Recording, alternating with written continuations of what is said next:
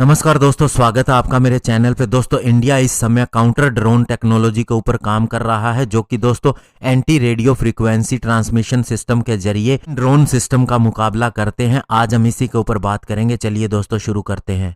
दोस्तों, इंडिया की border guarding force यानी कि बीएसएफ को अब जल्द ही लेटेस्ट टेक्नोलॉजी, जो कि दोस्तों किसी भी रफ ड्रोन का मुकाबला करने के लिए इस्तेमाल होगी, दी जाएगी। और स्पेशली दोस्तों वेस्टर्न सेक्टर के अंदर, जहां पाकिस्तान बेस्ड सस्पेक्टेड ग्रुप जैसे कि स्मगलर्स और मिलिटेंट यहां डिस्टेबलाइजेशन करने के लिए ड्रोन का इस्तेमाल कर रहे हैं। और दोस्तों अभी काउंटर ड्रोन सॉल्यूशन के लिए टेक्नोलॉजी ढूंढी जा रही है। और दोस्तों इसके लिए बताया गया है कि इंडिया एक anti radio frequency transmission system के ऊपर काम कर रहा है, इसे डेवलप किया जा रहा है। ये ड्रोन को देखते ही दोस्तों उसका लिंक तोड़ देगा जहां से उसे ऑपरेट किया जा रहा है, और इस तरह से उसे विफल बना दिया जाएगा। और दोस्तों इस टेक्नोलॉजी के लाइव ट्रायल भी शुरू हो चुके हैं और सेकंड पायलट रन भी इसका खत्म हो चुका है। और जल्द ही जो इसका टेस्ट कर रहे हैं वे मिनिस्ट्री ऑफ होम अफेयर्स को अपनी रिपोर्ट सबमिट करवाने वाले हैं। और इसके अंदर दोस्तों सॉल्यूशन टेस्टिंग, ड्रोन डिटेक्शन और टारगेट सिस्टम सारी चीजें कवर कर ली गई हैं। दोस्तों ये टेक्नोलॉजी कैसे काम करेगी इस पर आपको बताना चाहूंगा कि किसी भी ड्रोन को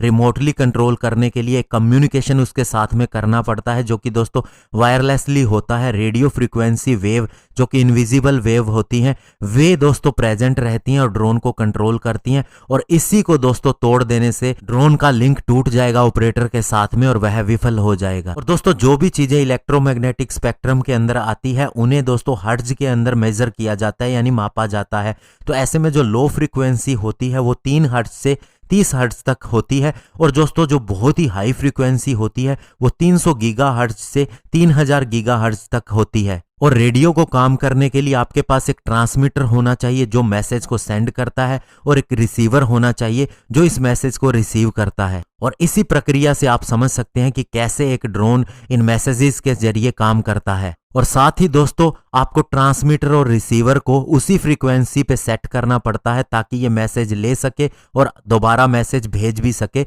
जैसा कि दोस्तों रेडियो के अंदर आपने देखा ही होगा। और जो रेडियो फ्रीक्वेंसी आइडेंटिफिकेशन सिस्टम होता है वो दोस्तों इस फ्रीक्वेंसी को कैप्चर करता है, और उसके बाद में दोस्तों इसे तोड़ा भी जा सकता है इस सारे कनेक्शन को दूसरी साइड की तरफ से। और दोस्तों होम मिनिस्ट्री के एक ऑफिशियल ने यह भी कहा है कि इस सेक्टर का बहुत ज्यादा पोटेंशियल है और आने वाले 15 सालों में ये $50 बिलियन का हो जाएगा। और चूंकि दोस्तों इंडिया के अंदर बहुत से आर्म्स और नारकोटिक स्मगल हो रहे हैं ड्रोन टेक्नोलॉजी के जरिए, तो इसका सोल्यूशन भी हमें जल्द से जल्द जरूरत है।